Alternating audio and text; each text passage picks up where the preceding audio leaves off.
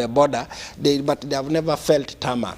And then there's been a lot of discussion, even in some parts of West Nile. I don't want to go to those specifics and those details. But I am sure that you're going to have to answer it today, because it's one of the major things that we have to tackle. Because I like the way you mentioned you can travel from Germany to this side, from Bundibujo to this side, and you didn't cross parts of West Nile. And I cannot sit here and allow the minister in charge of roads to go away without talking about Nebi, you know, Goli, the Zombo, Arua Road, but that is later after the man who does it on your behalf has talked. That's very true. Yes. So in a nutshell, Charles, the country has moved very fast. Roads are enablers. Roads are enablers. And now the next phase of our intervention, yes, we are going to continue working in tandem with the NDP3 to make sure that the critical national roads that are supposed to be paved will be paved. The other thing that we are going to do is, I have told you, some resources and enough resources will be put for maintenance. The third thing is to take now development to that rural person, to that village person. In tandem with the parish development model, we now have the pillar of infrastructure as pillar number 2. The idea is, if we are going to take resources to this parish, and these people must get implements if they are agricultural people, how will they get implements if they don't have a road that leads to their area? So parish development model is putting a lot of emphasis also on development of the community access roads. And we're putting a bit of resources into that. The citizens will say, but the last release from road fund was very meager. Yes, it was. You know, the budget has kind of improved, but the release, particularly on the first phase, or the first quarter, has been very bad across board. But that is a matter for my people from finance to come and explain why they did that, because it's not just, you know, so that they can make the country know that yes, we have not frozen like the other budget, but we just released. We didn't release this because this is what we wanted to achieve. But I want to let the country know I am very optimistic that in the second release, we are likely to have adequate resources that will be able to even handle the question of urban, district and urban access roads. And that will take us to the development of the parish development, community access roads, on top of this bigger picture that my engineer will be explaining to the country. So we are not doing very badly. The future is very bright, and we compare very favorably with some of our regional neighbors in terms of infrastructure development. Thank you very much, the Honorable Minister. You have touched on very fundamental issues actually regarding roads and the issue of the prioritization, the issue of even touching on how UNRWA came to being in 2008 especially, and those are some of the things we really need to go back to as, you know, the stamp for the infrastructural transformation. Sorry, not honorable, engineer, engineer Charles. Don't call him honorable. He can easily be tempted. You will just the next day you see in Parliament. Let him stick on the roads. Yes. Engineer, don't go there. But yes. that leave that to me. I will handle that. But seriously, engineer. You, since your beginning, when you took over in 2008, I recall after that meeting that Honorable referred to, I recall speaking to the Honorable Engineer Nasasira John, and he explained how prioritization of roads as a sector was going to take off, and I still recall it vividly, him talking a lot about the capacity of local contractors, local road builders. How far have you gone with that? Is it something that is that part of the the growth of the infrastructure that we can talk about in the last 60 years. Can we proudly say, as a country, now we have reached capacity that we can say this organization or this company or this farm go and start in the east, this farm go and start in the west? Have we built that capacity? Thank you, Charles. Or if not, you can tell us what is happening or what is impeding that. Yes, we have, and it's still work in progress. There was quite a bit of work done previously, but normally to build capacity you must have work. So as the Honorable Minister explained, there was a time when there was hardly much happening except for a few projects that were being implemented, and these were donor financed or development partners financed, and of course these come with their conditions. The contractors are normally coming from the origin of the financing. But since government took the development of roads as part of their priority, that became part of the strategy. That is development of the capacity of the local contractors. And this implementation of the program that started in I think the first trillion, that year of trillion was 2009. And UNRWA was only 1 year old, and that was their first financial year when they started implementing projects. I think from that 1 trillion in the sector, they got about 900 billion, or about 870 something billion. And that was the beginning of real work. So in the time slice of the 5 years, NDP1, most of the construction was by international contractors. In the NDP2, that ended in, NDP1 ended was 2010 and up to 2020.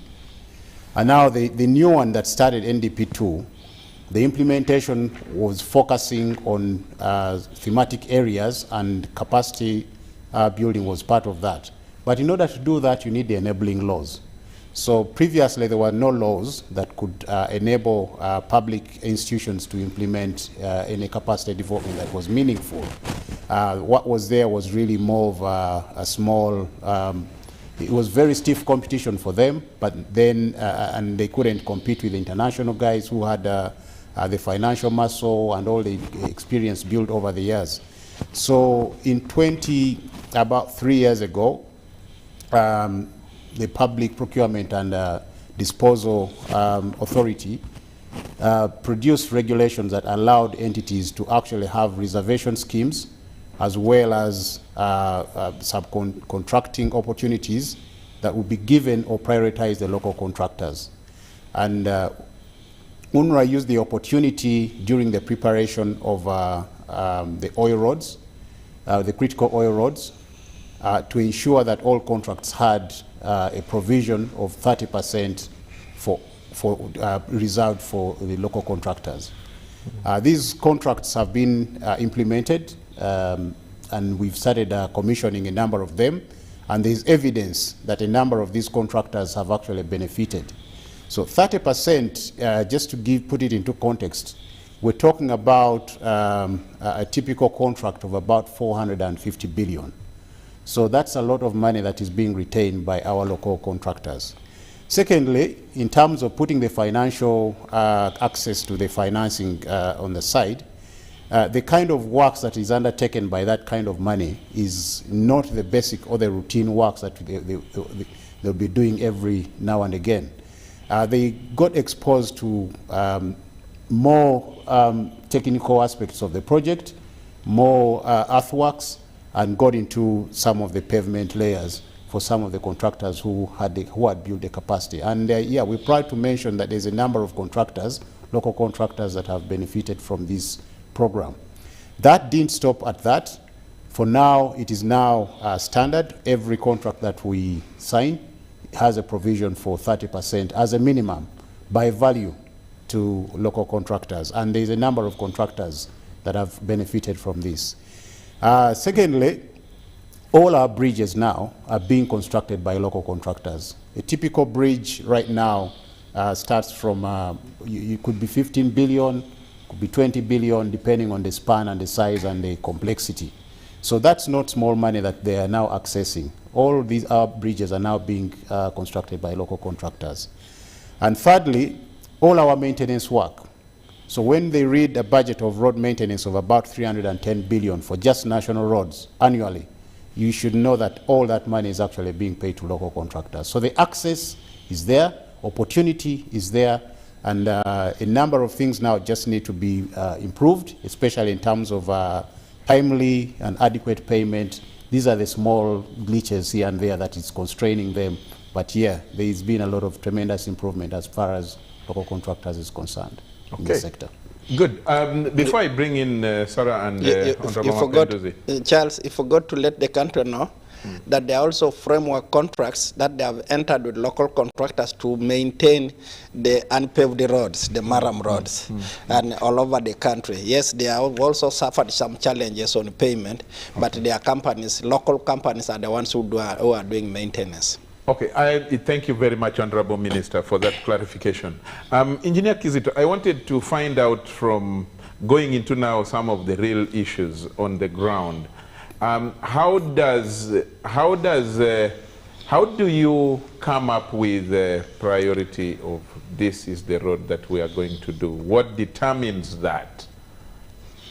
If you say we are now going to do, let's say,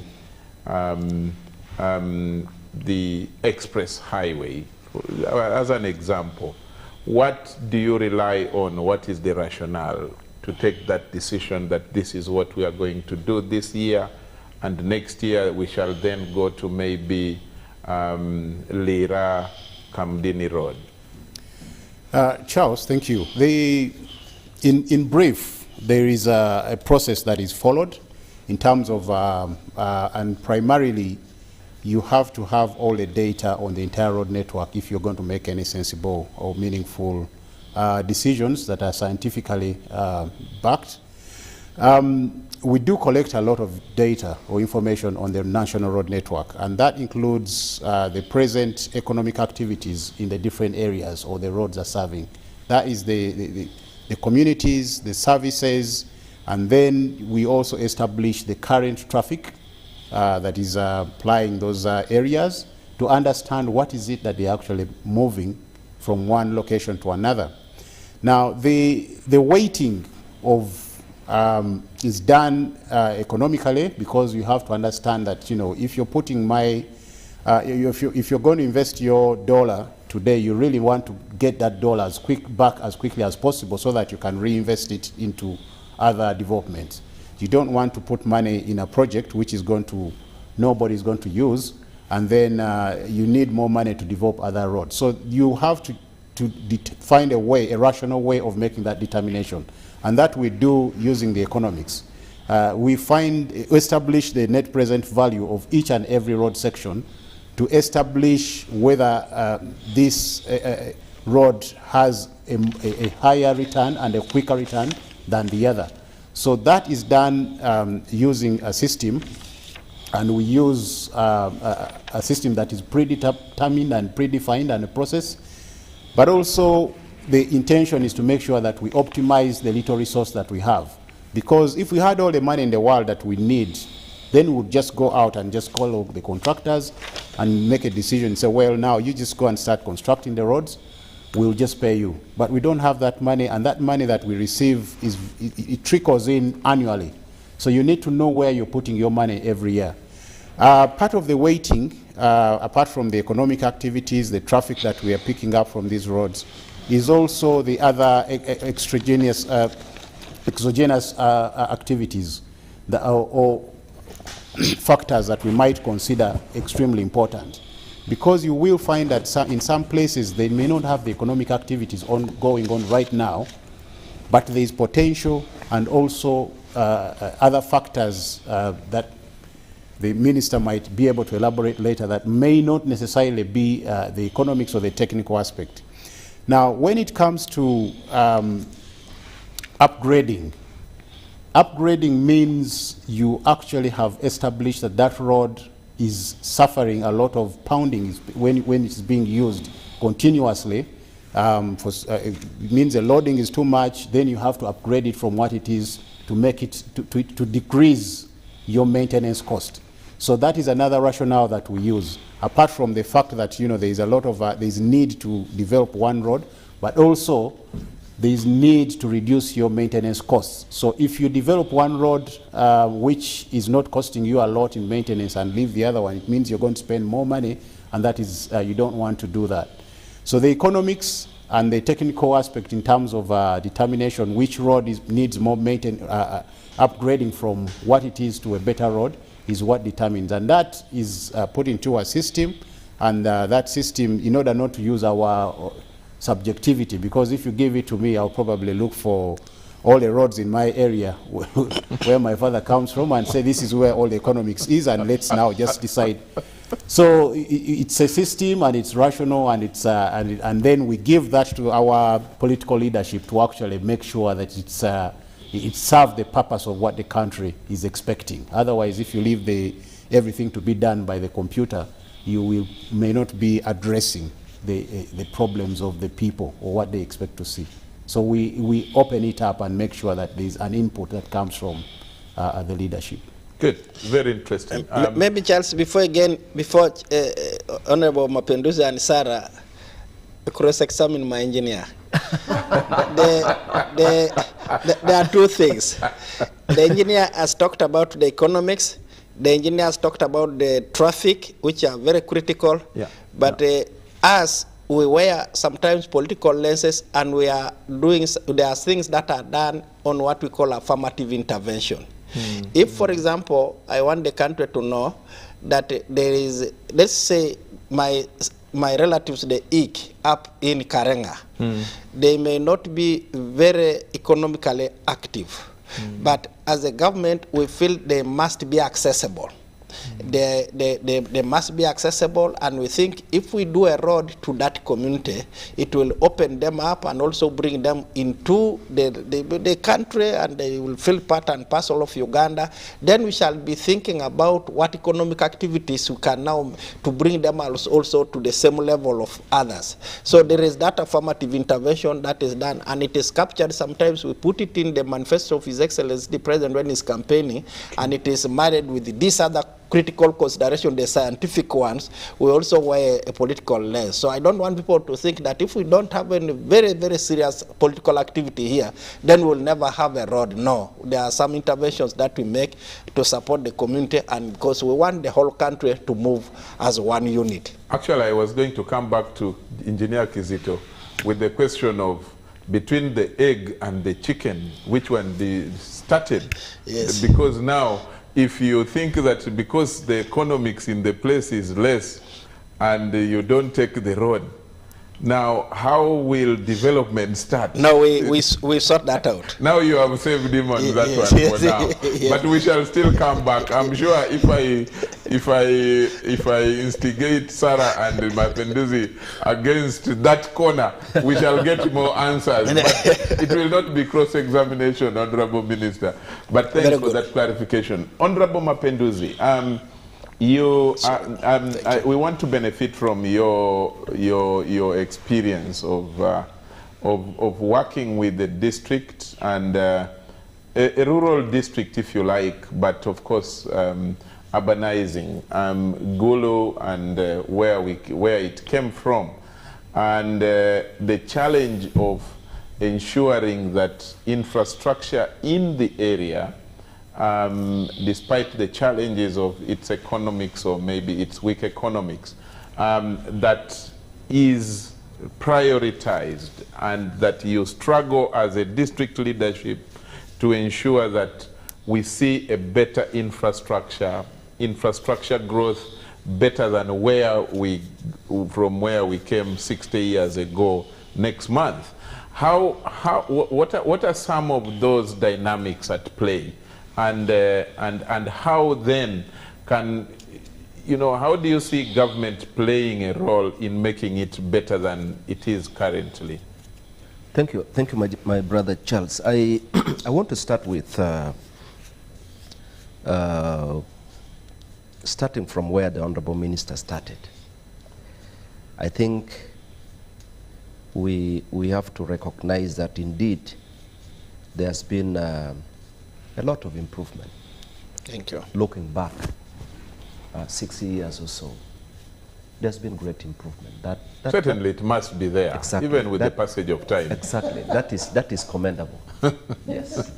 And we should not forget to say that. Okay, yes, I agree, that's true. Yeah. That's true, we must always appreciate. And to be specific, just as you put it, there's been civil structures created to make work easier. At local government level, the roads have been segmented. You have community access roads that are supposed to be maintained by the sub-counties. Then you have district roads that are entirely the responsibility of the districts. And then you have central government roads, trunk roads and so on, that are managed centrally. Some roads are managed by UNRWA, and then there are roads that are also supported and maintained by Ministry of Works.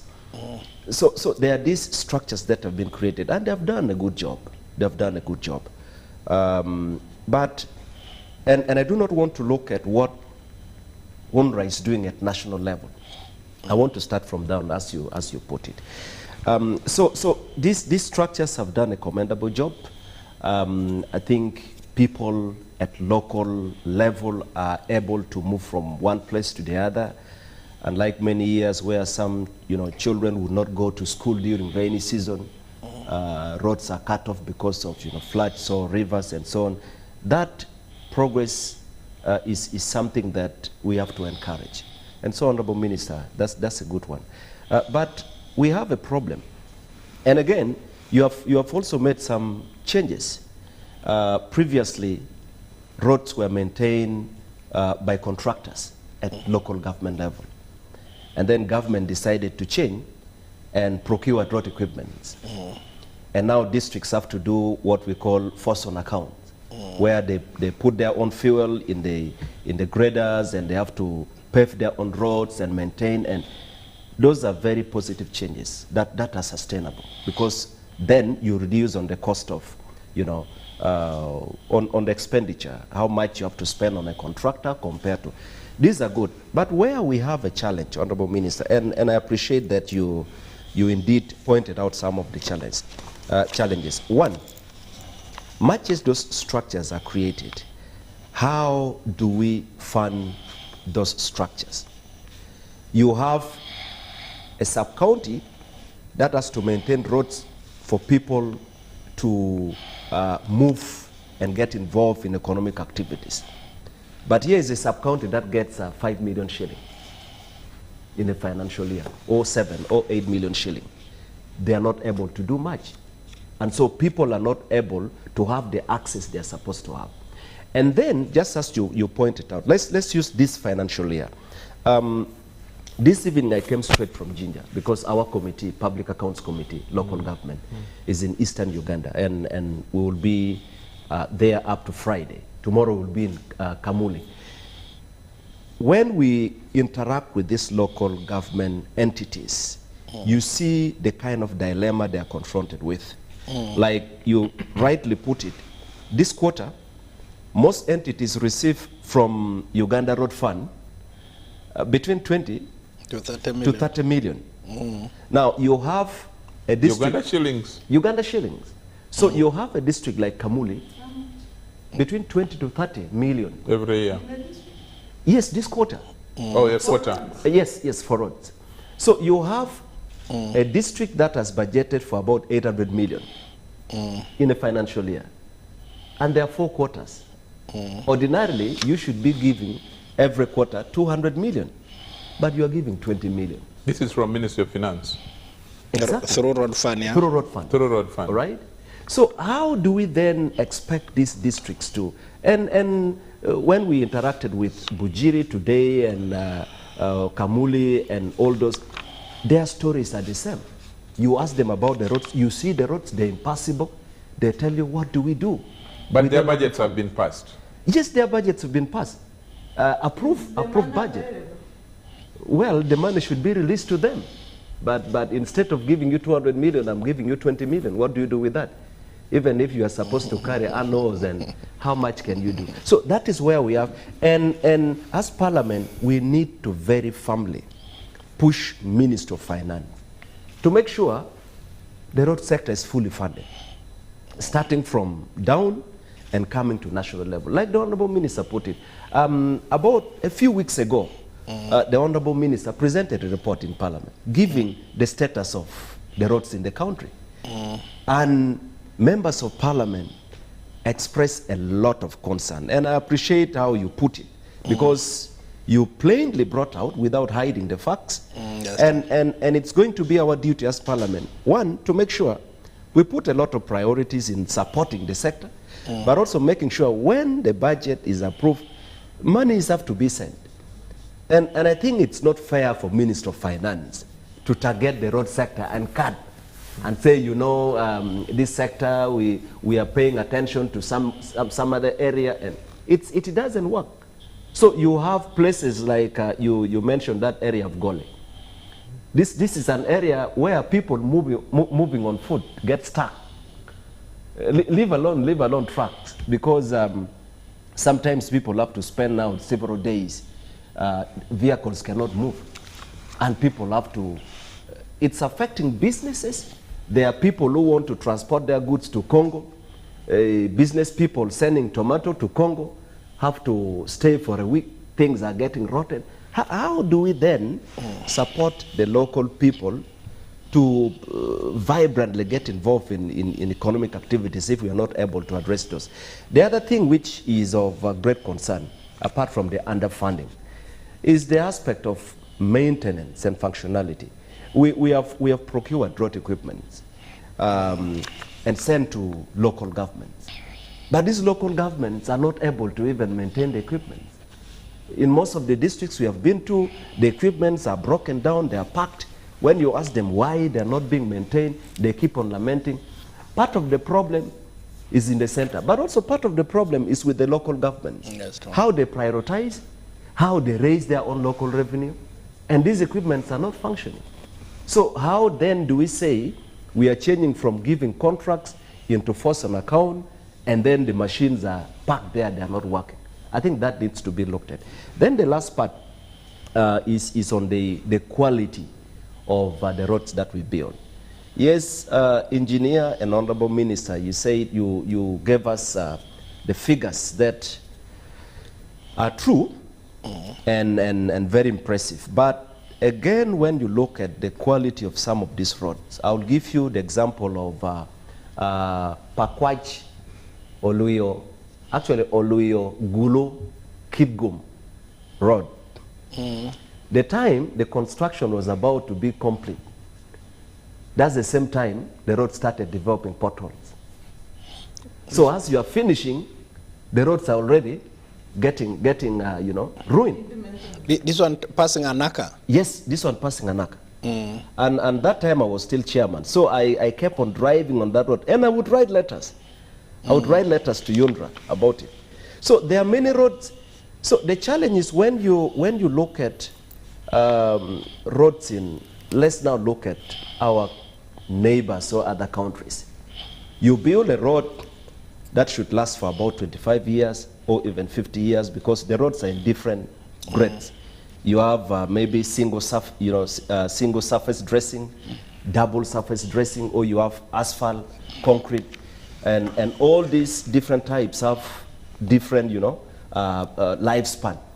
Some of them 25, others 50, and so on. But even a road built to take 25 years. In Uganda, some roads take 5 years. And you have to start looking for more money to work on them. So the moment we allow contractors and the people involved to compromise standards, poor quality. I remember I had serious quarrel with Chinese who were doing road, especially that road. We would go to see the road. First, they are very arrogant. You talk to them, they don't want to share with you any detail, and then you see. So I think we need to put a lot of effort in making sure that when we do roads, we give the quality it deserves, so we don't have to spend a lot of money time after time in. Finally, Honorable Minister, you talk about the USMIT. This support to municipalities and now cities have transformed the road sector in these urban areas, and it has done a good job. But I think if we don't support these urban areas to have the capacity to maintain and ensure the functionality of these facilities, it will take just a few years. So by the time the World Bank stops supporting government, that's the time when the roads will also get ruined. I have been to many districts in Mbale, actually in Soroti, where we found, as the roads were, as the roads are being built, there are solar, very beautiful solar street lights put, and then you find vandalism, people cutting poles, electric poles, metallic. So Ugandans have reduced themselves to even vandalizing their own, cutting electric poles and taking us as scraps to sell. So we found in Soroti where poles have been cut down, and then local governments fail to ensure that they get the quality they need. Most of the solar street lights, like in Soroti that time, I think a few months ago, only about 35% was working. In Mbale, the same. In Gulu. So you put a lot of money to have these facilities, but after a few months, they are all not functional. Okay. And then you say there is. So we need to pay a lot of attention to the aspect of maintenance. Okay. Yes. Thank you, Sarah. Sarah, you need to weigh in and with your views as well. But Mapinduzi has thrown in a number of other issues that are coming up and that Honorable Minister and Engineer will have to respond to. The question of the cost of roads, the quality of the road that is being built, and the prioritization. I already have, my phone is now loaded with messages. Actually, and my brother Charles, in yes. Mbarara, yeah. there is a road about 2 kilometers being done at 23 billion. 2 kilometers? 2 kilometers, about 2.5, being done at... And you went and saw that? Yes. Under USMID or under UNRWA? Under USMID, at 23 billion. And then so we have also been having, discussion with USMID Secretariat, and this is not UNRWA. Does that include compensation, maybe? No, under USMID there is no component for compensation. Okay. So then you wonder, in one district, just 2.5 kilometers. And what were you doing in your district? At how much? A kilometer? Also worrying, sometimes 5 billion. 5 billion. 5 billion a kilometer. But at least. Of course, the quality is different. That is asphalt concrete. Yeah. And then the sizes of the road are also wider. Yes. Most of the USMID roads, except the Jaika road in Gulo. And then we have a problem with your road, engineer. There is a road I have disturbed the minister several times in Parliament. The road from Custom Corner to Bank of Uganda. So narrow. Designed by UNRWA, and people keep on dying on that road. And then when it comes to losing lives on the road, ordinarily, UNRWA should have addressed this problem much earlier. Okay. Right. We will come back. So we have those variations. I need those testimonies more because we are talking about not just about the current dynamics, but I also need Sarah to weigh in and, with the look at, we need to challenge the minister as part of accountability. We agreed that this would be part of the discussion, that how were roads being handled? Did we lose some sense of the good things we had? For example, PIDA. I have seen someone has sent a message already. The PIDA, you remember the PIDA aspect? Public Works Department. Exactly, Public Works things of maintenance. Is it something that we must return? Because if it was a good idea and it was helping our people, our roads, local roads, why did we throw out the idea it's very much like the comparison of why did we throw away cooperatives if they were working? Why did we throw away, you know, maybe public transport if it was working? And we are talking about 60 years. Are there things we have got wrong? Are there things we have got right? Must we go back and do policy reversals? Because these are matters of policy. The issue of, on roads, the issues of using a certain, what do you call it? A certain scientific set, you know, approach. If it is not going to help maybe build a road, let's say Kisoro, where the economic value is missing. I'm just giving an example. Why must you stick to it? And yet these are also Ugandans. That's what the people of Nebi are crying about. That's what the people of West Nile are crying about. That's what the people of, say, maybe Soroti are crying about. That you're using systems that then jeopardize their interests. And yet they're also Ugandans. They're also taxpayers. So, but Sarah, come in and then I will bring in the questions, and the questions are many, Honorable Minister, that you need to respond to. Yeah, thank you, Charles, and I wish to thank our guests, the Honorable Minister and the engineer from UNIA, for the brief they've given, shared with the country, and the progress made, especially in the road sector. You know, transport is very important for the country to grow. Transport that saves time, transport that is dependable for usage by the public and efficient, but also the cost of this transport to a taxpayer should be proportional to the purpose and accruing advantages. If you look at the, I think I will have 3 areas of brief comment. One is the cost, and building on to what Honorable Mapinduzi has said, the cost of roads vis-a-vis the cost of roads in the neighboring countries, where we think that the cost of raw materials should be in the same range. So if you look at the cost of roads in Uganda, it's slightly higher than the cost of roads in Kenya. What causes that variation? We have the express highway, which is, I think it's the most good road, and which features as the most expensive road in the world. I don't know why. The news cover it, that a kilometer costs about $9 million on express highway as compared to the average $2 million. I don't know how factual it is, but the express highway is known as one of the most expensive roads in the world. Why is that?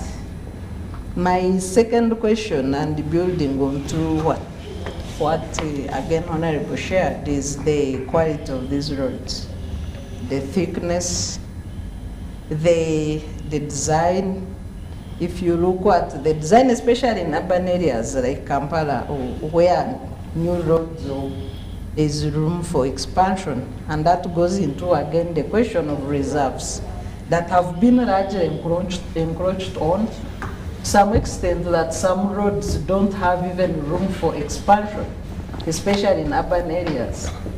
So if you look at the design, and I will compare with the just roads, the new roads in Dar es Salaam, where you find that other than every road being double lane or at times 3 lanes on each side, they have space for cyclists, they have space for pedestrians to reduce accidents in the congested areas. How come we never see such designs in Uganda, where you have space? First of all, one would expect that by now, all new roads should be at least double lane.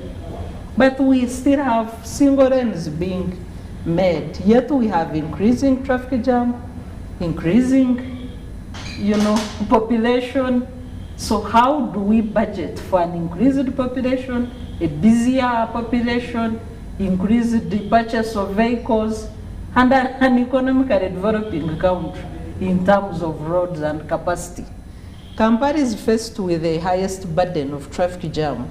And recently I saw a headline where it says like we lose almost half of the time in AI traffic. Actually, some people are comparing the traffic jam, say that we leave our offices to park in the roads. Roads are like parking yards because of the time we spend there. So what are efforts to ease traffic jam and traffic congestion in urban areas and developing cities that we are making? The third question is why do we lose road reserves to encroachers? And why is it that still our designs are meant as if to fit into the schemes of road encroachers? Were these road reserves meant to be there forever, or they were meant to be used in terms of expansion with the population and expansion with the economy to be able to accommodate traffic? I think for now I will stop at that. For now you will not want to stop at that. Honorable Minister, yes. First hold your fire a bit. And I want us to take a break just now. And then when we come back, I will introduce some of the comments and questions that are coming from the public viewing you right out from there. And then we come back to you to start responding to some of the questions. Let's take a break at this point. This is Behind the Headlines.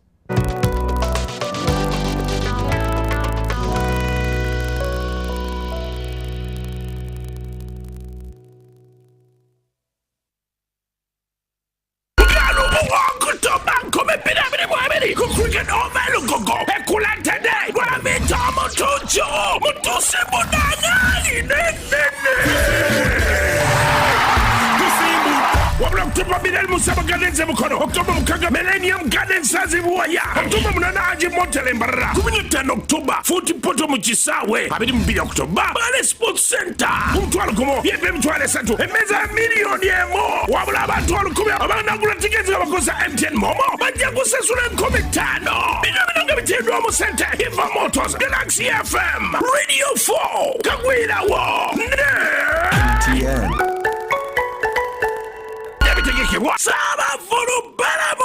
Do you need data collection services, data analysis and reporting, monitoring and evaluation systems? Then contact Mode Technologies, a professional research firm that has provided many organizations with timely research solutions for over 15 years. For more information, visit www.nt.co.ug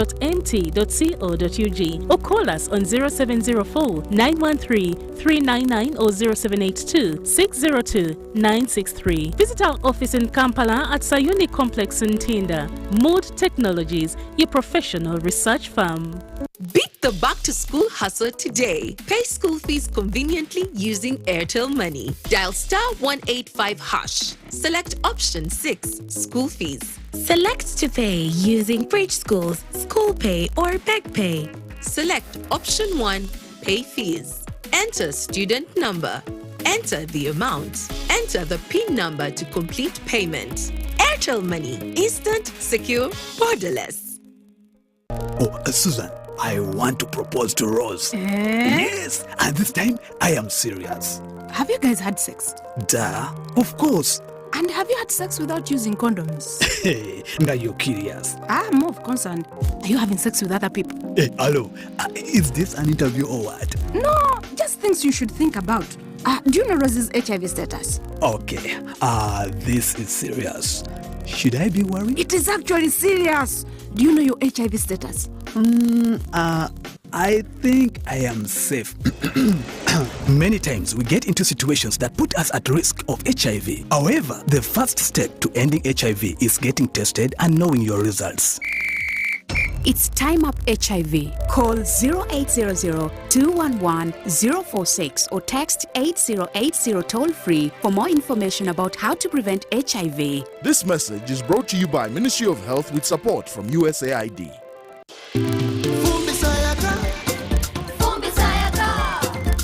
Cooking with electricity is now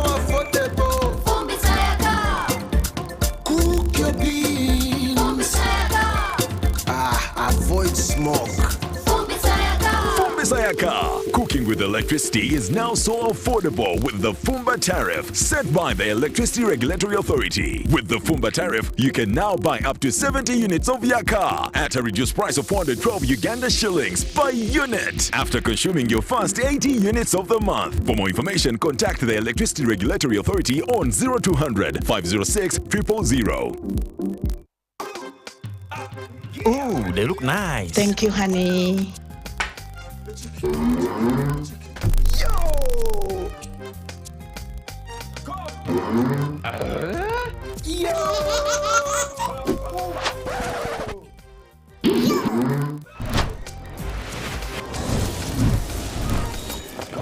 guys gather, it's going down. Gather! Gather! Yo!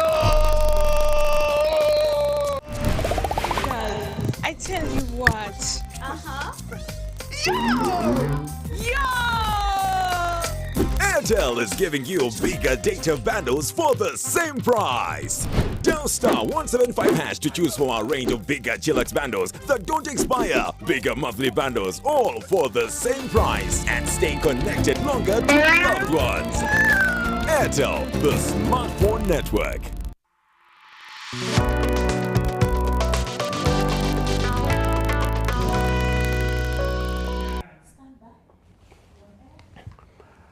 Welcome back from the break. This is Behind the Headlines. This September the 14th, 2022. It's a good Wednesday. And of course, there were reported floodings around the country, in parts of the country, around the city as well, and part of what we are discussing. And my production team, before my production team brings, as they prepare to bring more questions and comments, there are already questions that have been sent through the online discussions. Someone called Isaac is saying, Charles, help ask the minister about Serere. The whole district has no tarmac road. When are they doing Kumi, Ngora, Brooks Corner, Serere, Kagwara Road? That is Isaac. And then someone called Alfred is asking from Nebi. Alfred is saying, can the engineer tell the people of Greater Nebi the factual figures of how Soroti to Kotido or Purongo to Gulu roads are more economically productive than Nebi Zombo Arua Road that links the DRC, coffee and food basket for northern Uganda. And then he says, truth be told, roads have become a key political tool for economic marginalization. Production team, please bring the questions and comments. Tabu, there they are. I am going to push to follow them slowly so that the engineer and honorable minister can respond to each of them, because I don't want any miss. Tabu Richard from Busia says, from the submission of Honorable Musa Echweru that Uganda is doing well as its regional neighbors, I can say that compared to Kenya, Uganda is still far behind on the road network. Kisumu alone has better roads than Kampala, which is the capital city. Thanks, Tabu. Blasio Bisereko from Toroko says, it's you, if you have tackled this sensitive issue of road infrastructure, indeed there is need for appreciation for the improvement in the road network. My concern is in the rehabilitation renovation that takes centuries after the initial construction. I think he's talking about maintenance. That has been talked about, but you will need to respond to him. And Zoba from Nebi says, as we talk now, Nebi Goli Road is in a bad state, more especially around Jopangira Primary School before Goli Custom Junction.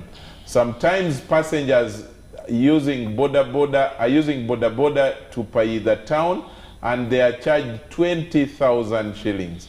Let Honorable Echweru think of his former district when he was the RDC of Nebi. Honorable, I told you cannot run away from this problem. Sorry. Thank you, Anzoba. I like that guy's name. Then there is Baleka Moses. He says, thanks to government for making the roads we must appreciate. However, regarding our capital city, I propose that instead of chasing the boda and hawkers, come up with a new capital city with all the restrictions of eliminating the above-mentioned workers instead of causing unemployment of the self-employed. Baleka Moses, thank you. Next, Joshua Muwunga from Kasese says, it's very true Uganda has had infrastructural development after independence, but the pace at which this development is taking place is still low. Engineer, that's a very important question you need to respond to. Are you proud about the pace of production of the roads that you're doing? Are we running at a good pace? Sarah also had talked about comparing our situation with the Kenyan situation. Some people think that we actually started before Kenya, I think, and that this kind of priority, focus on infrastructure, especially the road networks. Maybe you need to give us the facts if I'm wrong. Production team, I think, has exhausted the questions that came online. Sarah who had requested that before the minister speaks, she touches on one or two things about railways. Yes, as I conclude on roads, there are some roads fall either under UNRA or the local authorities. The district, yeah. But we have a budget for maintenance of roads, which sometimes goes under the ministry, and repair of bridges. Is there duplication? How is that done? If roads fall under UNRA, we're supposed to maintain them. If roads fall under local authorities, and the Honorable Mapinduzi talked of minimal budgets being sent to the local authorities. So where does the ministry come in terms of roads? And in case a local authority has a road that uses heavy traffic, are there processes of handing over these roads to UNRA, or is there criteria? How are the dual obligations shared and managed for efficient and effective use of a taxpayer? And my other question on roads now comes to Honorable Mapinduzi on the budget. I've had, I think, two statements from the ministry saying they don't have money. The recent one being like 2 days ago, where the Minister of Finance said there's no money in the Treasury. Parliament has also discussed issues of unpaid salaries, including at local government level and some government agencies, categories of workers. What is the status of the budget efficiency and functionality as far as Parliament is concerned? Because you play an oversight role. To the other sectors, I think it is good for the minister to give us an account of also where we are in terms of water transport, in terms of air transport, in terms of railway transport, since we will not repeat this particular discussion. So in terms of 60 years of independence, do we have increasage of water transport? Do we have increasing capacity? People had worries over Kenya elections, which have, thank God, ended peacefully, and a route a route through Mombasa or through water transport for fuel, petroleum products, as well as importation of other goods that come through the coast. So how do we stand in terms of that? How do we stand in terms of air drones and the air coverage within the country and our air connectivity with the world 60 years down the road? I think it would be important to get to this account. If you can touch on it, it would be good. And then the standard gauge railway. We know Kenya is ahead of us. In terms of standard gauge railway, Tanzania is ahead of us. As soon as you land into Dar es Salaam airport, you get out, you are welcomed with a beautiful standard gauge railway. This railway was launched here in Munyonyo. Where are we? That's good. And Sarah, on the issue of release of funding, I would request we keep that big blow for your OB on this show. Next week or the week following, we are going to host Gobi as part of this discussion. She wanted me to. But for the parliament one, Mapenduzi should not hide from. Honorable Minister, there is a doctor called Oriema, and he says, Honorable Minister was with us here in Greater Nebi. What is wrong with us people of Greater Nebi?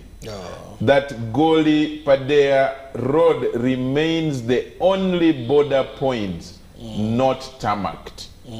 UNRWA functionality is suboptimal in Greater Nebi compared to other regions.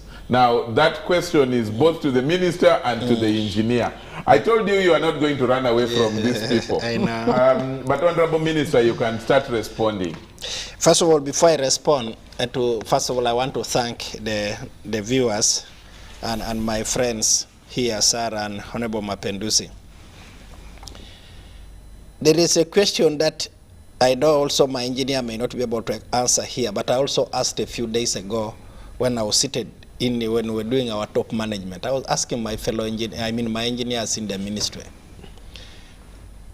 The question that I think Honorable Mapenduzi has again asked now, how come the lifespan of our roads appears to be very short? Yeah. I want that probably the engineer here, who is a technical person, can attempt to answer, but it is something that we must continue to investigate really and see how best we can improve the lifespan of our roads. The example I gave was after the defeat of LRA, I was privileged to be invited to have a rest because I had participated in some work to help chase LRA from East. So I was taken for a rest in the United States for 3 months. Now, in the 3 months, I was given the opportunity to travel by road from one state to the other. In New York? I landed in Chicago and came all the way up to Washington. But while there are some interstate roads that I was told by the people who were handling, who were my handlers, that they were built in 1944. Yes. In anticipation of Hitler, if Hitler destroyed their airports, they wanted to use roads for launching attacks on Hitler's forces. Now, up from 1944, the war ended in 1945, but the roads are still there.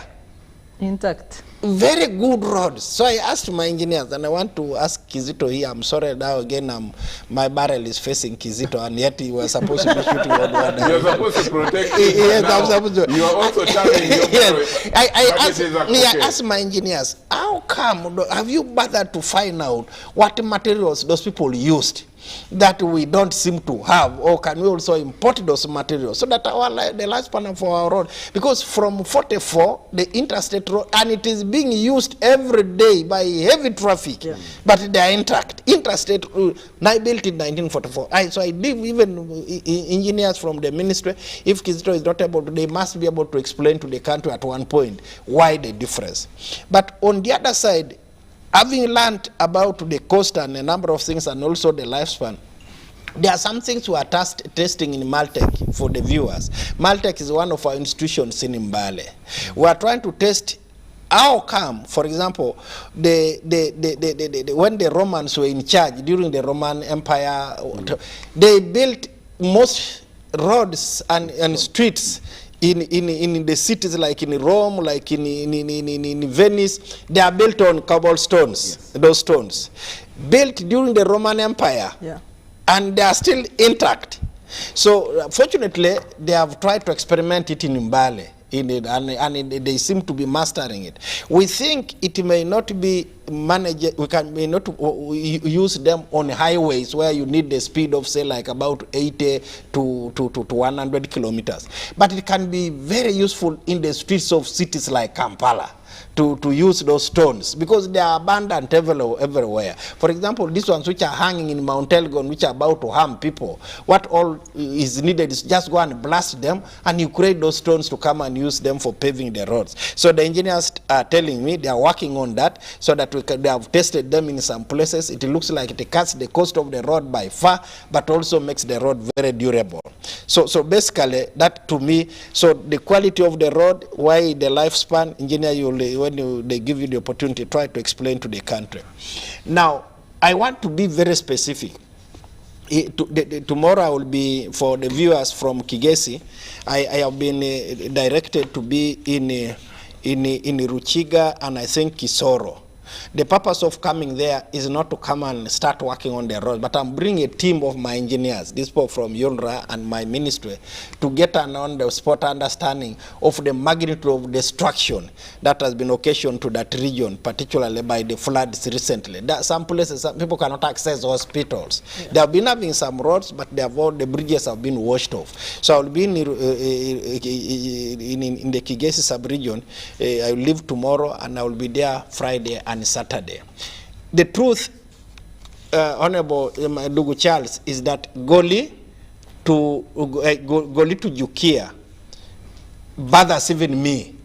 And from the time my colleagues in the ministry will bear me out on this. Since I came to the ministry, I know there are so many roads that have not been worked on, that were even captured in the manifesto of the president. What is important is I want them to put it in the plan at least, so that I can authoritatively say that this road has been planned to be worked on at this time, resources permitting. But when they are conspicuously missing from even those that we plan to fix, it becomes bothersome. For example, for my viewers there, the president promised that we are going to do Soroti, Amuria, where I represent, to Achanipi in Lango, that is where Honorable Mara comes from, then detour to Abim, to Kotido. When I came here, I found they are now planned to do Lira, Achanipi, Abim, Kotido. They also deserve. So I said we are not going to engage in debate as to whether they deserve or not. But now what happens to this loop of about 62 kilometers from Soroti to Achanipi? The other one of Lira must go on, and I'm pushing it to happen. But I want this one, so we are discussing that, then we see that we must really make the president look clean in the eyes of the electorate. Because if we don't, people will say, he promised us, and this is the case also of Goli. The Goli, Muzee has promised now 3 times, and it's not coming. I want to assure the country that we are engaging in that discussion. I have engaged the people of UNRWA. I have also engaged the NDP3 people. Say there are some critical areas that you did not capture. And because, you see, we are sometimes straight-jacketed. The NDP3 mentions that you must do this and that, you must do this and this in the next 3 years. And it comes into conflict with sometimes what is captured in the manifesto. The manifesto says you do Goli to Jukia. You see, that is the Jukia, that is Jukia. Oh, sorry. And that is a major route. For the whole of West Nile. They sent me that picture.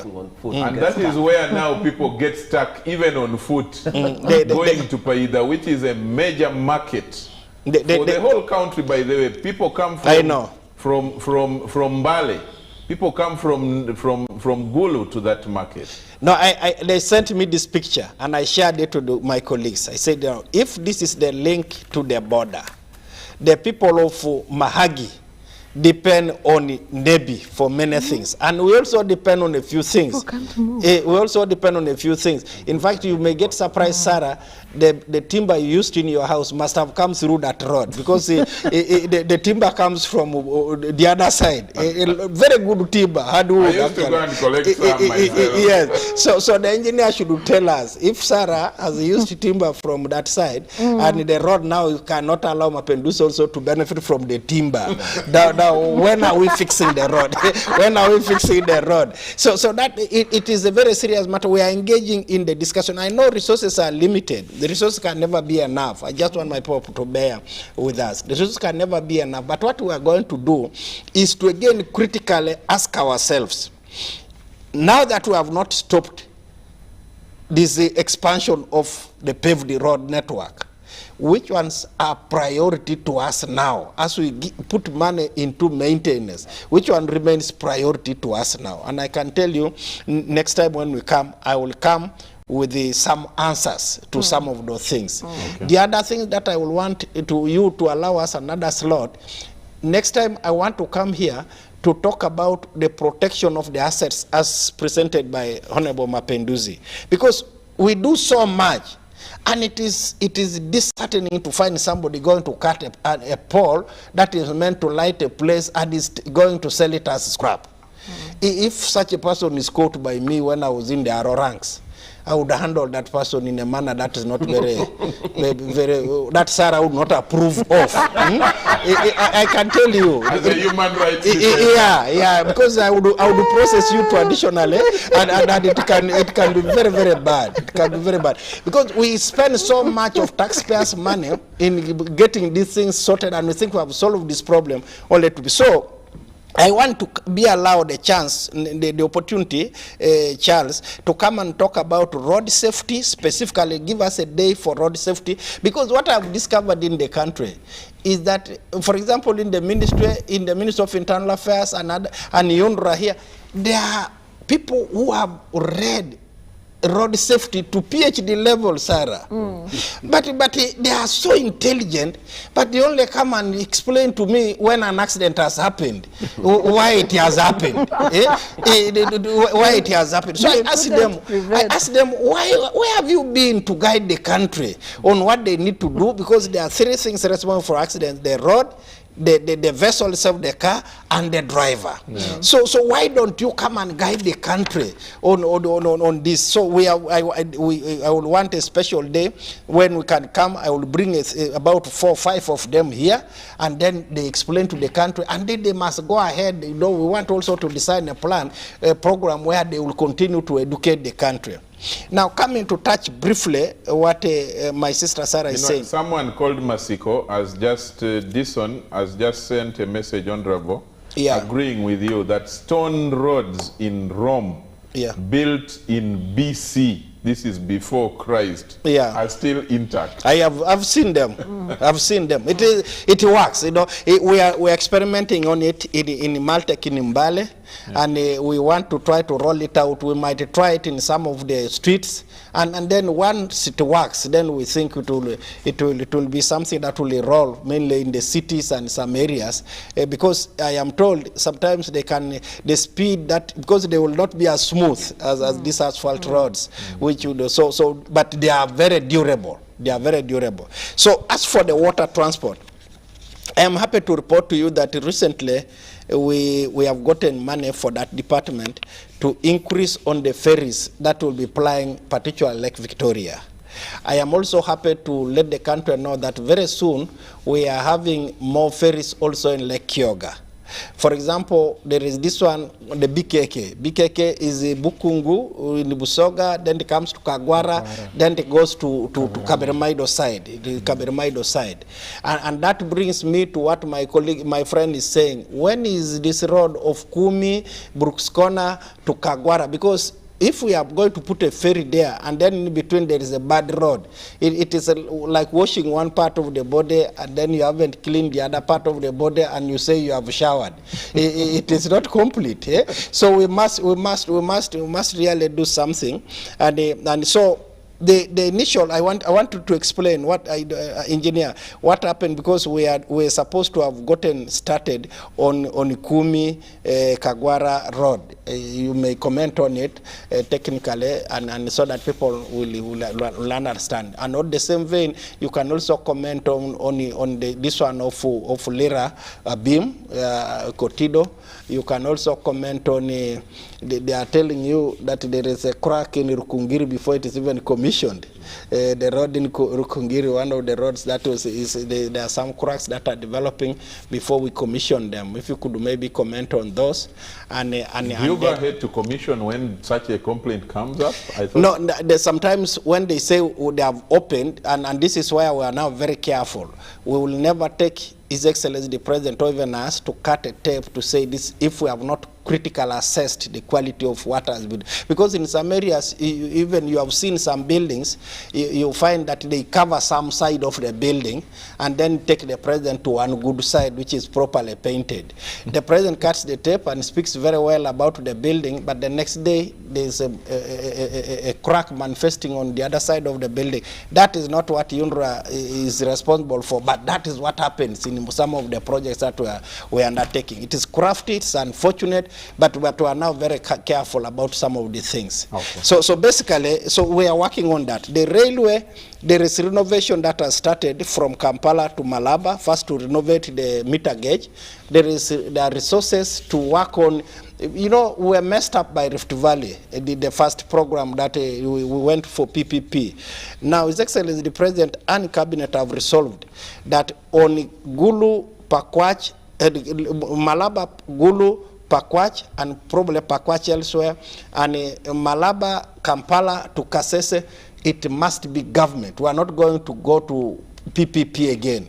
Those who, there are groups that intend to come and help us to do some PPP. We are giving them to work on light rails in the city here. Well, they have things like trams and stuff within the city here, but not the other long distance. No, that is government, and we're injecting resources to reactivate them. I am a big stakeholder in the Pakwach, I mean Malaba, Gulu lane. I'm a big stakeholder that, and I'm following it keenly because I want it to be in my CV that while I was there is when the train was revived. Yes, that's a nice one. Yes. That's a good one. We call it a legacy. Yes. And for me, yes. I will support you to have it. Yeah. Yes, engineer. You have so many things on your plate. Quite a number of them. Yeah. I'll do my best to address a good number of them. Thank you for the questions. Starting from the issue of quality, I think that was Honorable Mapenduzi.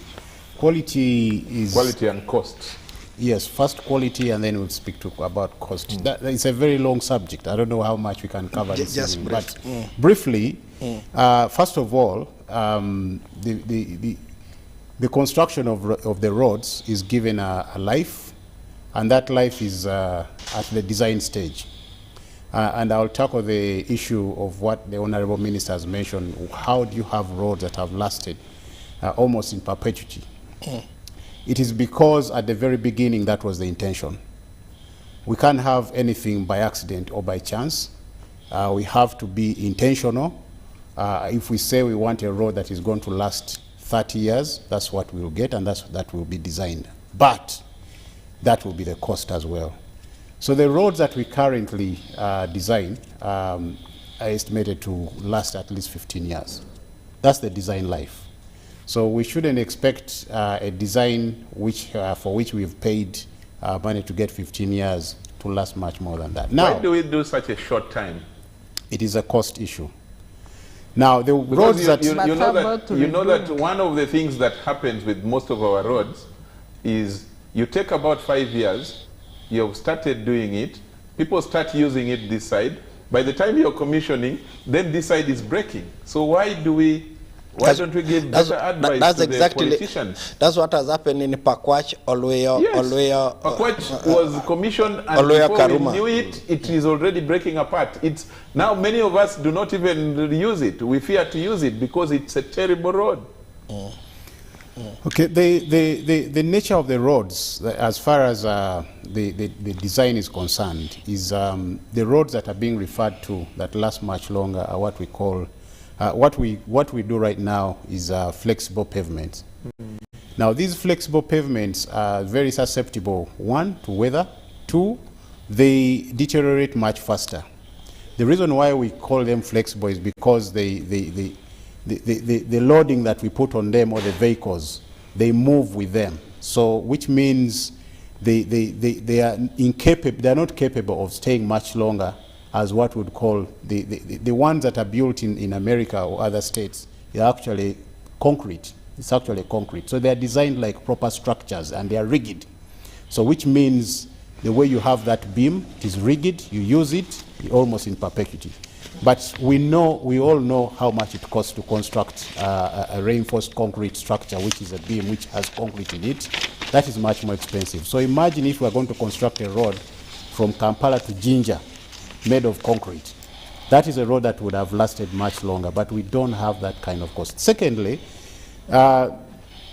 when I talked about the rationalization and optimization and prioritization, I stopped at the engineering, and my minister supplemented by adding that we have then the need to actually make sure that everybody gets a piece of the cake.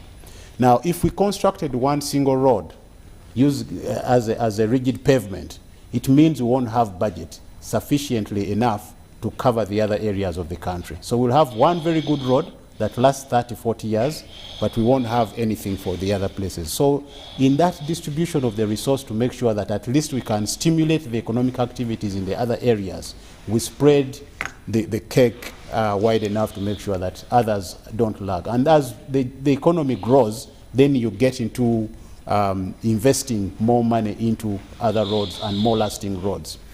Now, the other question that was raised was relative to other countries, and I think Kenya is the one that that was raised. How come they have bigger? But we need to start from the fact that the GDP of Kenya alone is much bigger than what it is in Uganda. I don't want to mention the figures, but I know that it's almost 3 times bigger. So we can't expect the same allocation, the same results and everything that what they are doing we must do. We really have to jump just as high as our resources can take us. The other issue and the roads that we are talking about that last, say, 5 years, you begin to see defects. That is expected.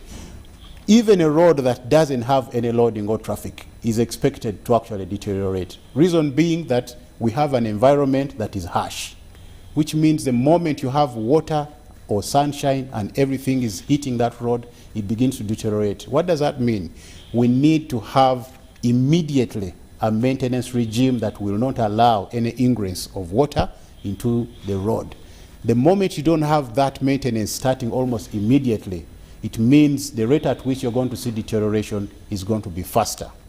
And that means that the time when you're supposed to have an intervention that is supposed to cost a little more will come earlier or sooner than it should have. Now, when we have the 15 years, we expect that at least between 8 to 10 years, you have a periodic maintenance. And that is a cost that is much cheaper than a reconstruction. If you don't look after that road for 15 years and you wait until it goes down, then it breaks down much faster. You won't even get the 15 years because all the cracks move faster than they should have if you had protected the surface. So that is just about the life. Now, life and the quality. Now, the cost is another discussion that keeps coming up every now and again. But the analogy I can give is that the cost is also something that is very fluid to discuss. Reason being that if I don't know the circumstances under which you constructed your road, and I compare them like for like with mine, then I cannot say that yours is more expensive than mine. There have been research, there's been studies that have been undertaken, and the reports are on file and they are on record, and the ministry has actually undertaken these studies. The World Bank and other independent organizations have taken studies to understand the cost of our roads in the region. And it's not true that actually Ugandan roads are more expensive. It has been proven that they are not. A very good example, which I remember caused a lot of trouble, was the one which was constructed and financed by the European Union Mbarara, Kampala to Mbarara, and then they had one from Katuna to, I think, Kigali. There was two roads which were being compared. They said, but one road is more expensive than the other. Why? So they did a study. They went and checked, and what came out was that what they were doing was a rehabilitation, was much smaller, and the quality of what they are constructing was actually, and the life which they were putting in that road was much lower than what we are doing. So there's a number of things that need to be considered. But focusing on what exactly is the cost driver for our roads, it is something that is not in the control entirely by the sector. Because you have to look at the macroeconomics of where that road is being constructed. If you're going to spend money to buy land, and that land you can't acquire it even within the time when you need it, that is a major cost and a major risk to the project. And any risk that is imposed onto the project is going to increase the cost. Secondly, in other regions, they don't have a problem with land. You want a road, you bring a contractor, and the contractor starts immediately. So there's no stoppages, there's no compensation, you just go ahead. So there's no claims. Our projects suffer from claims mainly because we can't acquire land. The moment government sorts out the land issue, especially for infrastructure development, for public infrastructure development, a very big factor will be resolved as far as risks and cost of project is concerned. The second one, most of the inputs to our projects are imported. Uganda is a landlocked country. Now, that has two elements. Number one is that the cost of getting all those products from Mombasa up to Kampala or wherever the project is added on to our cost of our projects, as opposed to the person who is constructing in Kenya or Mombasa or Nairobi. So that cost is already imposed. Secondly, with that respect, is that we're going to have, every time we have a dollar or any cost that we need that is being incurred in a dollar, every increase in the dollar is an increase in the project. So if we have a weak, any macroeconomics that is happening within the country is always going to affect the project. We have projects that are multi-year. We don't start and complete them within a year.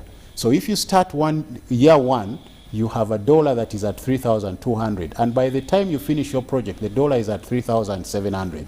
That's already an extra cost on the project. If that is not the case in the other countries, then we can't be comparing the same. Then, of course, there are other technical reasons which we have to consider, and the terrain and everything else.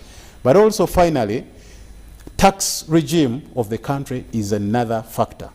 If we are going to impose 17% of every project or 18% VAT on every project, that's a cost. Not every country actually imposes that tax on their projects. So already you can see that about 40% of the cost of our project is going to be accounted for by things that have nothing to do with the project itself. So I hope that kind of answers a few. Sarah is not happy. Not convinced, but Sarah is not convinced. I can help Sarah, but on this side. Honorable Minister, are you convinced with the question you asked? No. There is also one thing that I want the engineers hinted on, but I know the countrymen are listening and watching. This whole thing of compensation, engineer, this one I've shared with your colleagues. That's where there is gross abuse. I know Honorable Mapendusi can speak to this. You find, for example, we must compensate people from their property. In some area, I am told some of our teams that go and make assessment. First of all, the moment there is a plan to design a road or through location X, within our arrangement, we now can tip Mapendusi and or tip Charles and say, Charles, go and construct there quickly. So you find some houses. Go and plant some trees. You find some houses that are going up even at night. Right now, when you go, you find houses are being built using torches of cars. Those houses are targeting compensation. So then they will be ready, then they exaggerate, they inflate the cost of that building, and they will say this is 10 billion or whatever, and they pay you, Charles, but somehow it goes to sometimes line the pockets of so many people. This engineer is something out there. From the time I joined the ministry, I find that discussion, and many people are saying, Mr. Chweru, you know, this thing has gone up, this road has gone up, it has gone up because you people exaggerated the cost of compensation here and there. I don't know whether engineer you people have gotten this, but I've shared it to their colleagues in the ministry.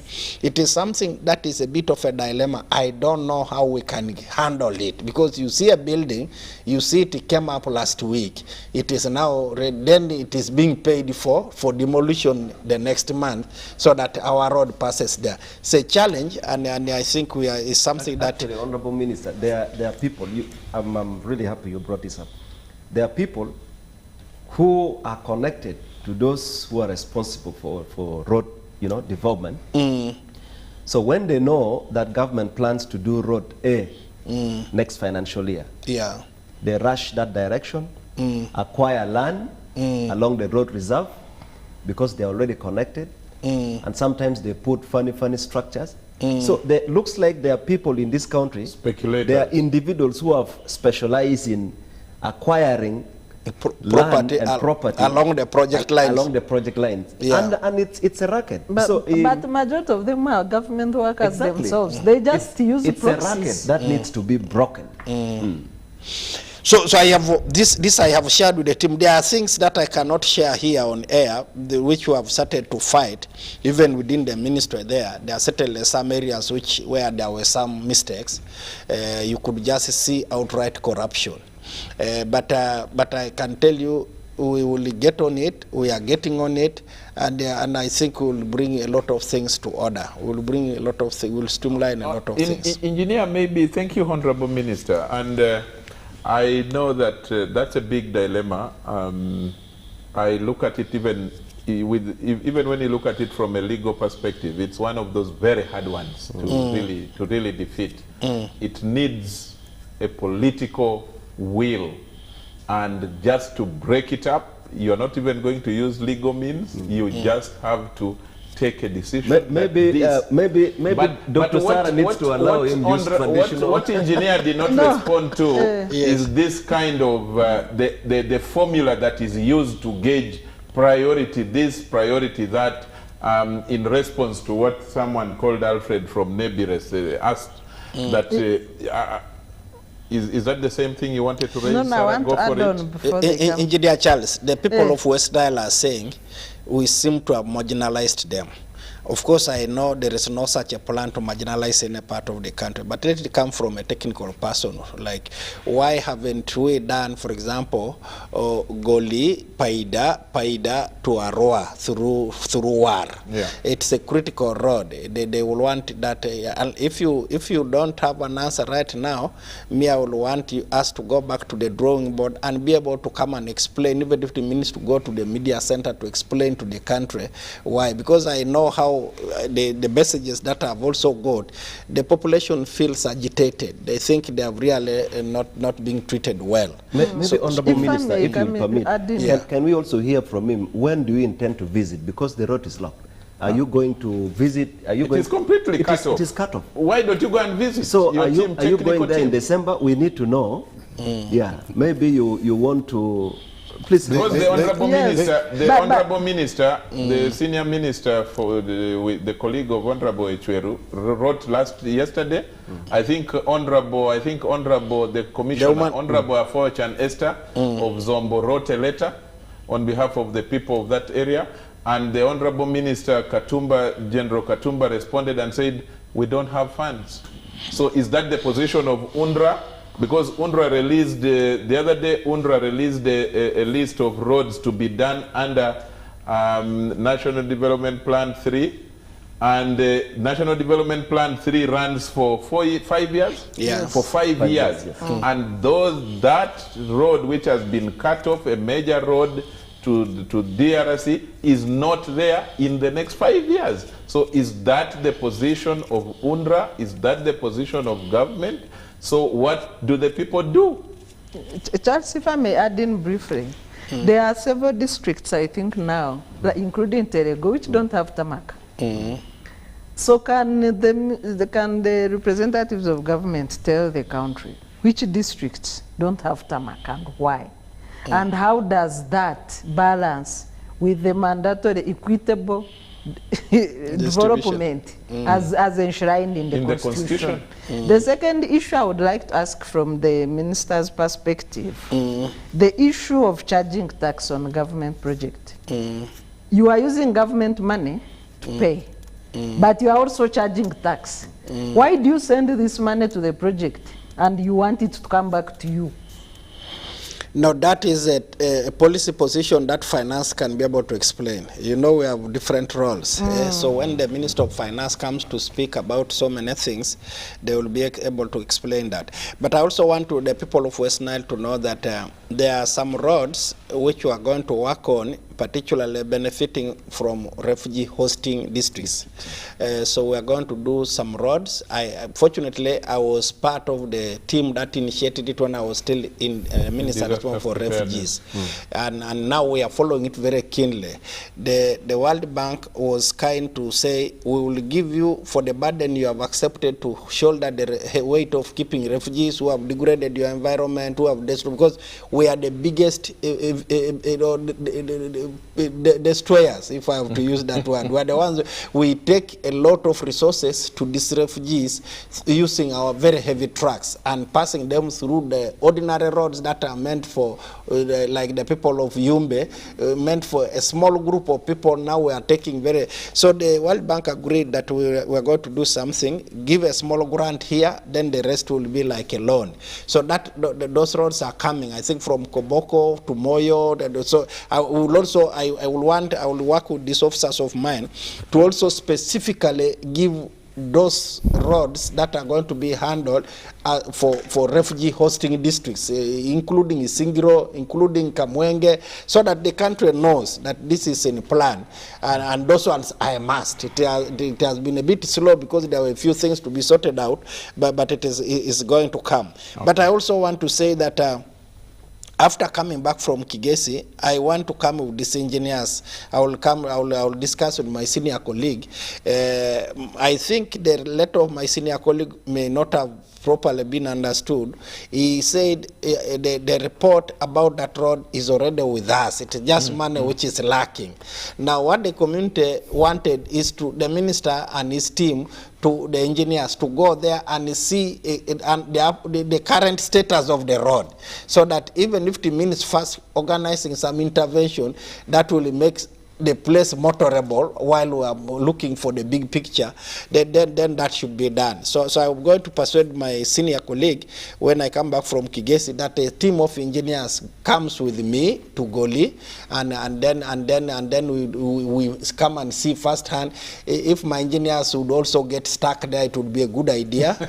So that they really let them not come in a helicopter. so that they really know experience what we go through. Yes. So I'm going to promise on air that we will come there as soon as we will make it public, so that we come and we will not allow a situation where that place completely gets cut off. We must make it continue to be navigable. There must be access to Goli. The people of DR Congo from that side should continue to access Uganda through that route. And that I will implore these engineers to come with me, so that they see firsthand, and then we will. I am optimistic, Charles. I'm very, very optimistic that in the next release from the Minister of Finance and Road Fund, it is going to be a lot better than the first quarter. The first quarter was very bad. Those are the figures that Honorable Mapendusi was talking about. Some districts were given 25 million. And if you give a district 25 million, the temptation by the cow, it's not enough even for a workshop. No, the cow can go to a pork joint with that money.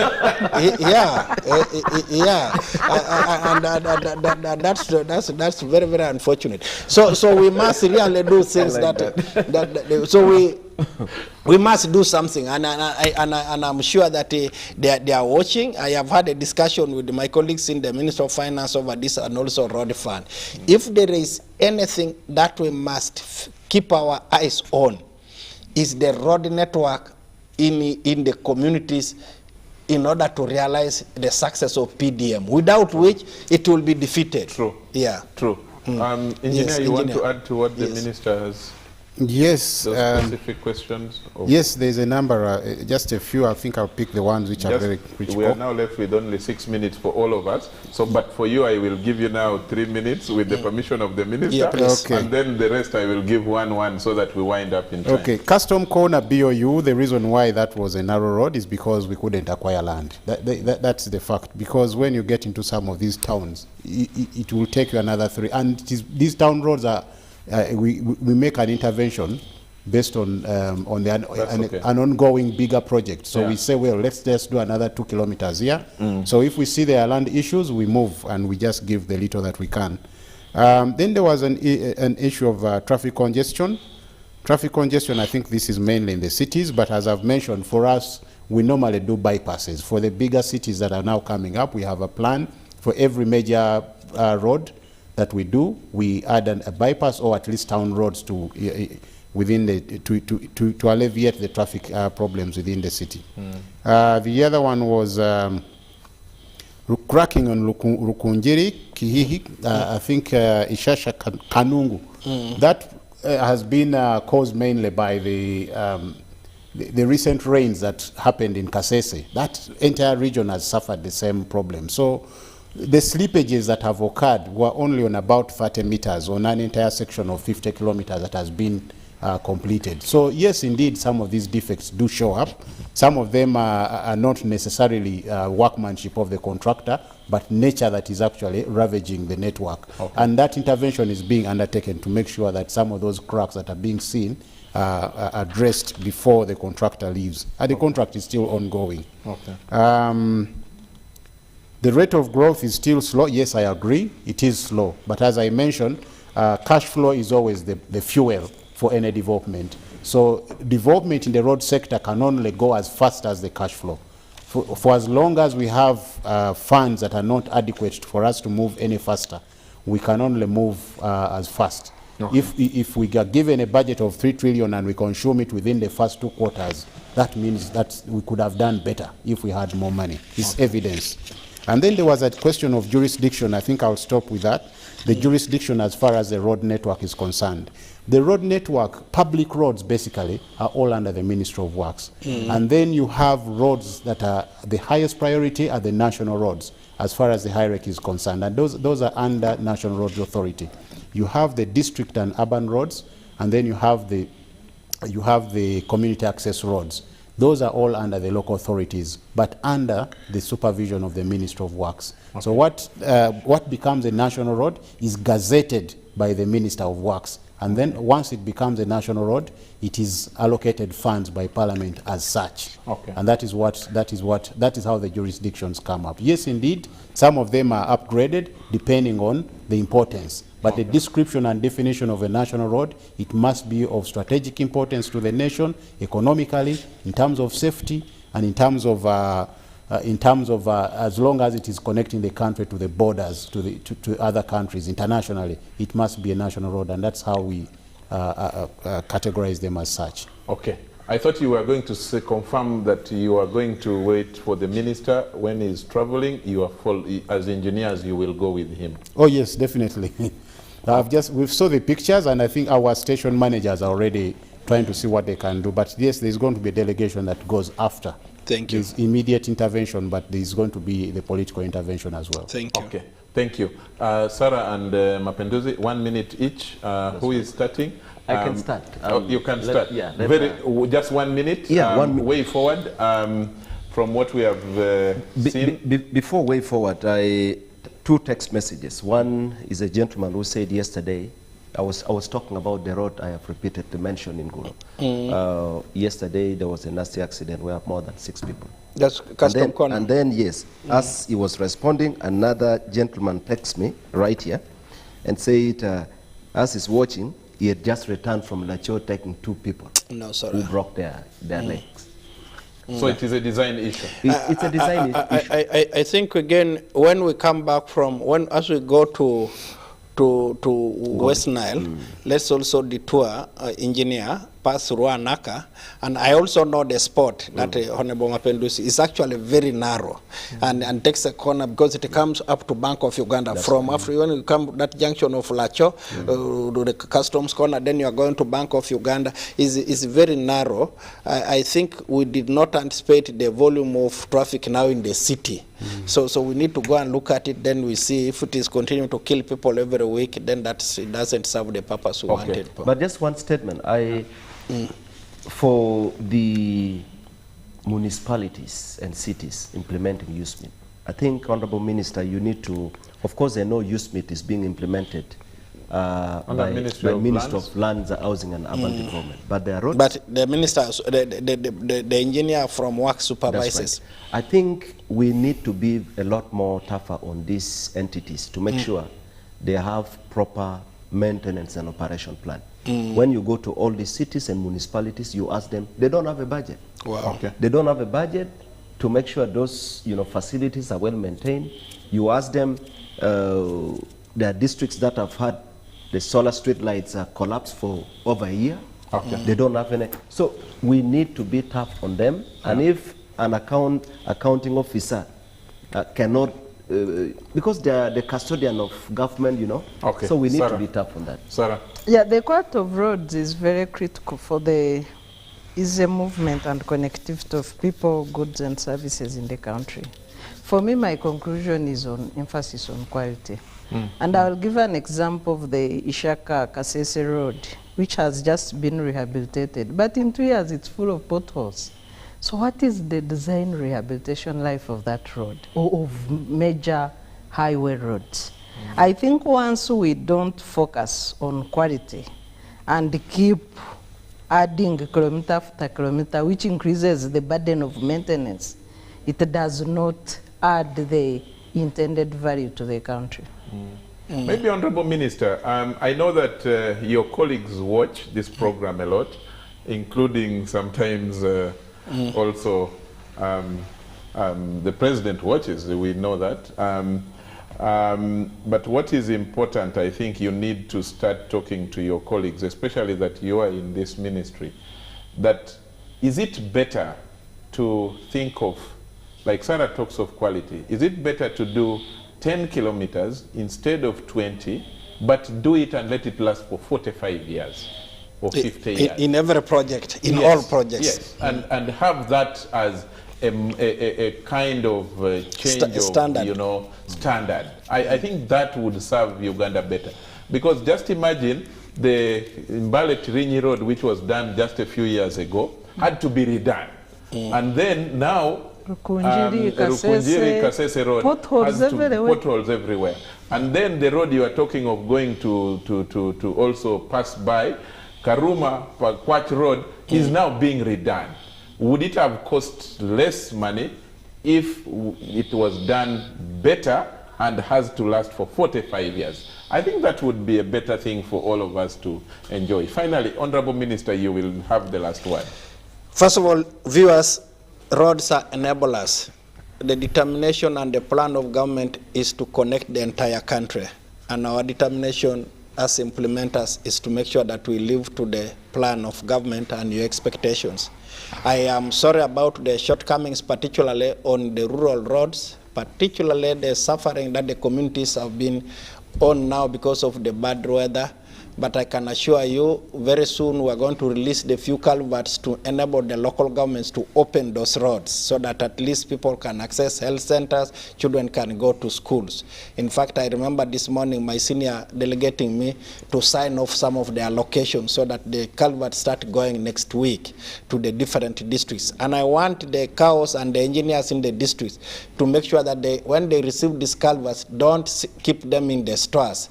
please bury them in the roads where they are supposed to be so that the communities start using them. Again, nobody should sell these culverts. I'm also aware that because they're expensive, some people sell them to private contractors so that the contractors can be paid again by government for doing what they're supposed to have done. But again, Charles, I want to thank you for giving us the opportunity to explain what we do in the ministry. We are servants and we are committed to diligently serve this country, and we'll do our best for as long as we still hold this mandate. Thank you very much, Honorable Minister, and someone has appreciated your contribution. Someone called Musungu James from Manafwa, and he says, Charles, kindly thank for me Honorable Musa Echweru for his humility in coming to your show and expressing views and talking about government programs the way he has explained them. I really appreciate him. That's a good one from someone in Manafwa, Honorable Minister.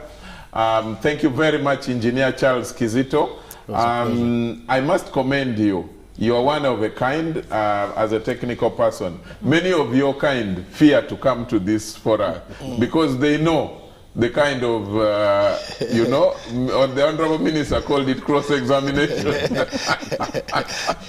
was a pleasure. It is not easy to face people like Council Sarah Birete and Mapenduzi. But and, today there was not so much. It was friendly, yeah? Yeah, but if friends are like this, then we should not have enemies.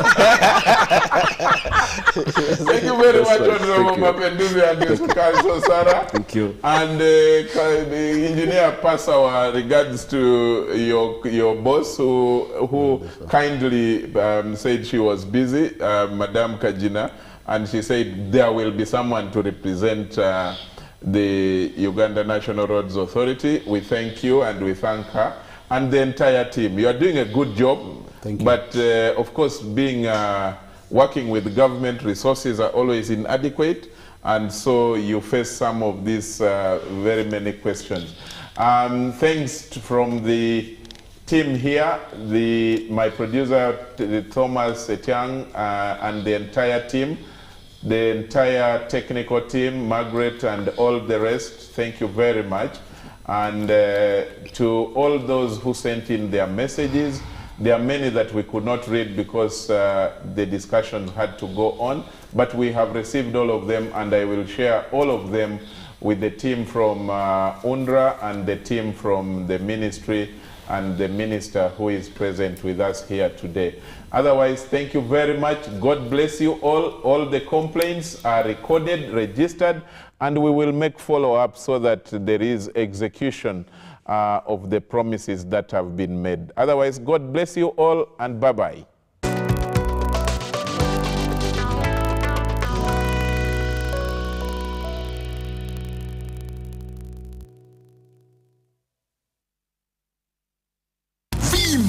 Ni MTN Kabode Super as you pay mpola for this smartphone. Make calls, update your WhatsApp status, watch YouTube, and Google anything under the sun with 2 GB worth of data every month for 7 months. Simply make a small deposit of 99k and pay the balance mpola. You can pay in daily, weekly, or even monthly installments while you enjoy your new phone. So what are you doing today? Visit any MTN shop near you and get the MTN Kabode Super easy.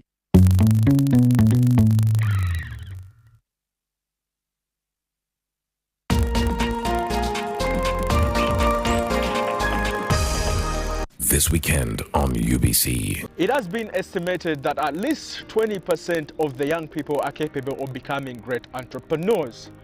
Now, Sesanga Issa has actually tapped into his golden time. In one way or the other, I've been a hustler, I've been an entrepreneur since my vacation. I started up something, yes. For me, to myself, I would call it a new organic pharmacy. Like it's a new pharmacy on block. Organic. I would like to be an example to the youth. Like they should start up some things. Like they should start up such kind of things.